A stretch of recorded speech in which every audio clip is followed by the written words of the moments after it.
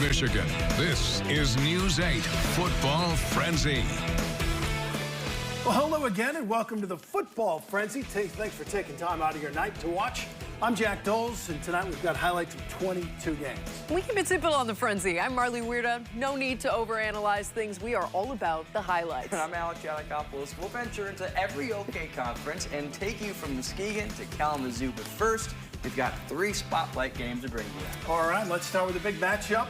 One of the biggest games of the year. Mick McCabe of the Free Press ranks Rockford number 2, Caledonia number 3 statewide.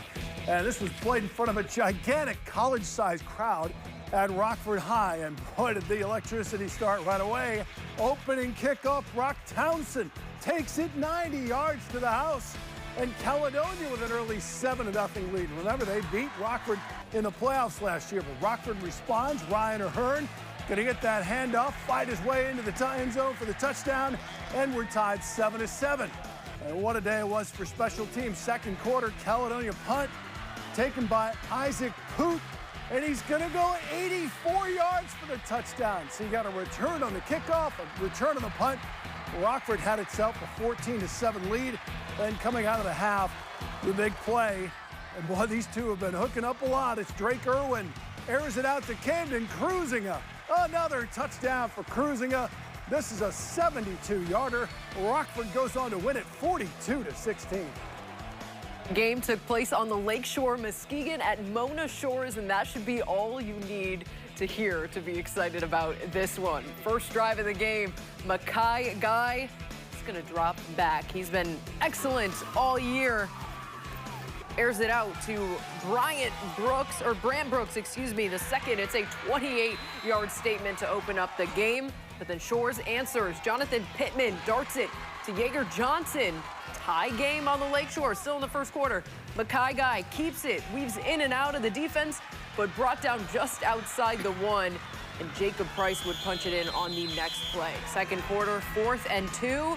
Shores goes for a circus shot. Pittman's pass bounces off the defender and right into the hands of Yeager. Ties that one at 14. What a play. I think that's got to be a Play of the Week nominee right there. Still in the second, points keep coming. Jacob Price gets the handoff, takes it 15 yards to the crib.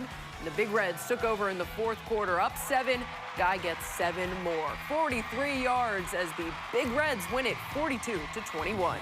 Our third spotlight game ventures into the OK Blue, where half the teams in the conference started out 3-0. 2 of them screwing off. Allendale, the Falcons, are going to face off against the Hamilton Hawkeyes, maybe one of the best teams with a name in West Michigan for a high school, just a personal opinion. Opening drive, though, Tyler Sparks gets by with a little help of his 200-plus-pound friends. The lineman makes sure he gets across the end zone. Falcons up 7-0. They be up 18-6 when the Hawkeyes strike. Ben Bohm bounces his way to the house, and the Hawkeyes are suddenly down a score. 3rd and very long for the Falcons, and Sparks airs it out to Nolan Spencer. 83-yard touchdown as that one hits Spencer in stride. And Allendale now back up by 2 scores.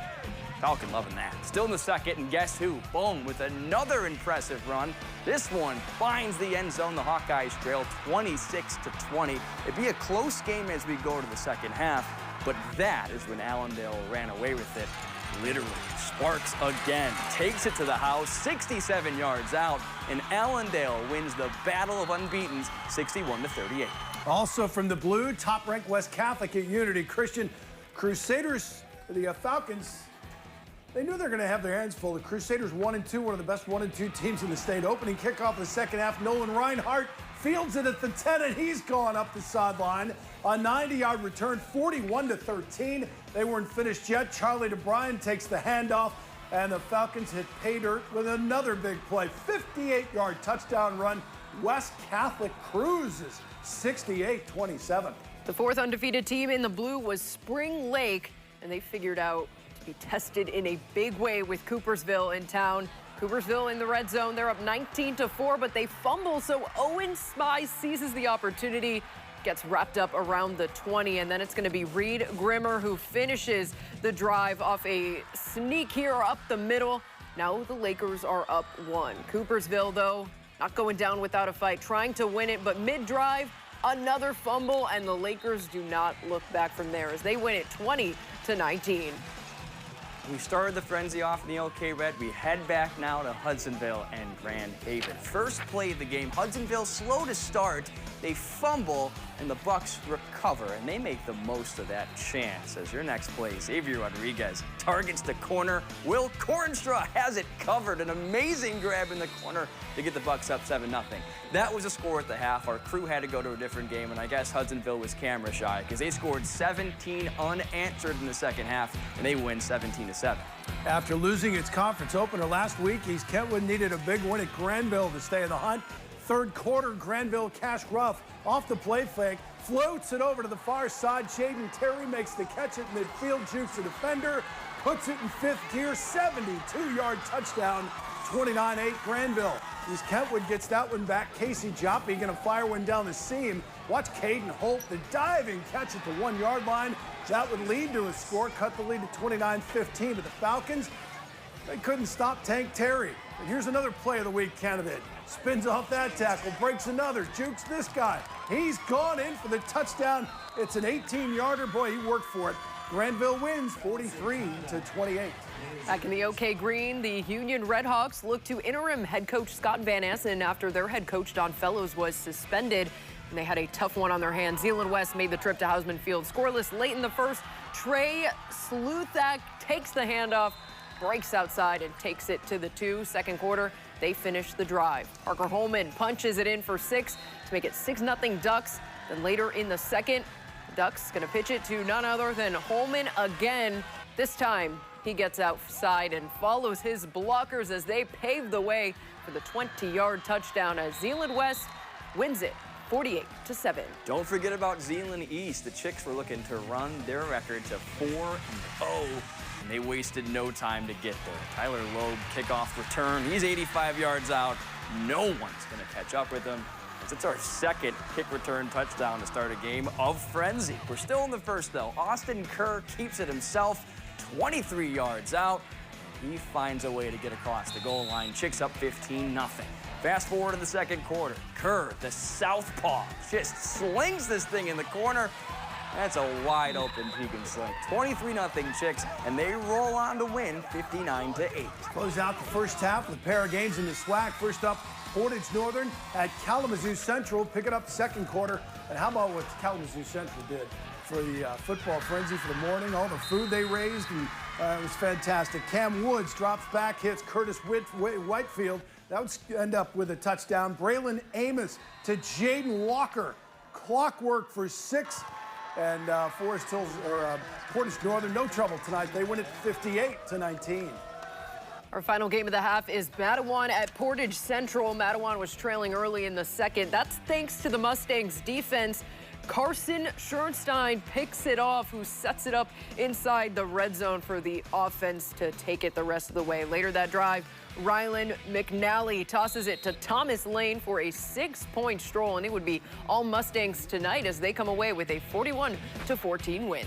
Take a break, come back in the OK White, and plenty more on the Frenzy. Welcome back to the Frenzy. We start the second half in the OK White. Forest Hill Central at Forest Hills Northern. Nick McCabe from the Free Press has the Rangers make number 4 in the state Super 10. Mason McDonald to Ty Hutkins. That shows you why. A beautiful one-handed catch for the touchdown.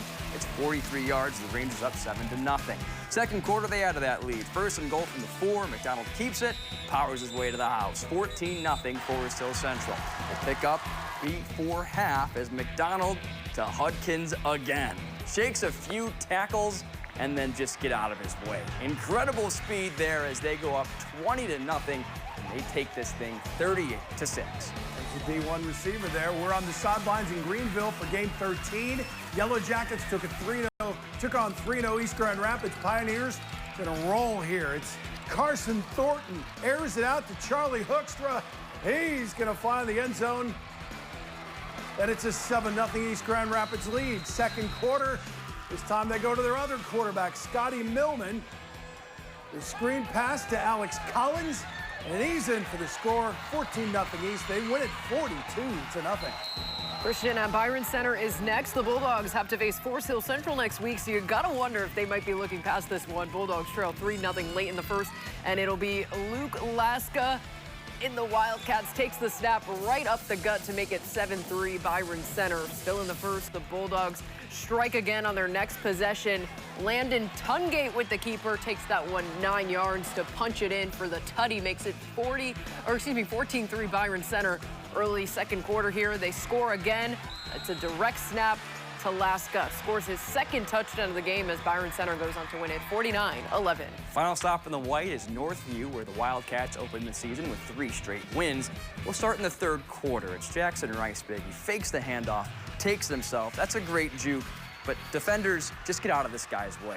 Look at this play. Oh. Just stop it. An incredible run all the way to the house. 67 yards. It's 29-0 Red Arrows. Defense comes up with a pick, and Brady Swift takes the handoff. Nothing but green in front of him. 55 yards to the touchdown, and that would help Northview fall in this one, 43-0. Big win for Lowell. Next stop, East Kentwood for an OK Gold tilt between South Christian and Forest Hills Eastern. Great game. We expected it. Jackson Arnold on the keeper. He's going to go 13 yards behind that big offensive line, and the Hawks had a 21-20 lead. Sailors get it right back. Carson Viss drops back, fires downfield. Jake Vermoss, 68-yard touchdown. That was 2 touchdowns within 24 seconds to close out the half. And the Sailors had a 26-21 lead. Third quarter now, Hawks led 29-26. This changes that. Calls his own number, 10-yard touchdown. South Christian comes back and wins it 32-29. And they had a big stop on the final play here to make sure they hold that, knock down the pass in the end zone. Sailors hold on and win. Game 17 takes us to the OK Silver Comstock Park at Belding. This will be one of the games that settles the conference race.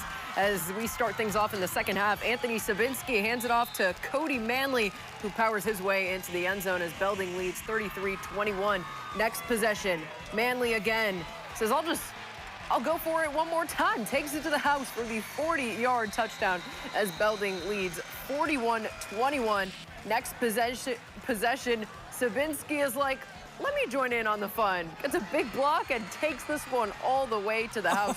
And a big win for Belding. He has the hair to go along with the great play. Love that flow, right? Belding wins 49-21. Sparta figures to be another team that has a say in the race in the silver. They were at Kelloggsville. Up 7-0 in the first. Nick Gordon rolls right, and he's got Grady Busen wide open. Makes the catch at the 20. They catch up with him, though, and they get a first down at the 10. Next play, though, don't worry. Busen finds the house. On the slant, catches it. He's in for 7. Sparta dominates here, 49-6. Big game in the West Michigan Conference. It's Whitehall at Montague. The battle for the bell. This goes all the way back to 1906. That is a cool bell. First quarter, Kyle Stratton going to keep it and give Whitehall a 7-0 lead. Just waltzes in there. Montague coaches, I think they wanted a hold. They didn't get it. They wouldn't be happy about this either. Stratton just dances, spins, finds his way in for another score.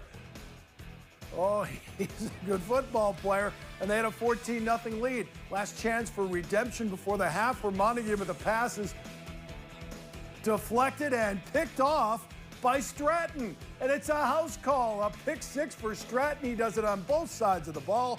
Whitehall wins it 35-0.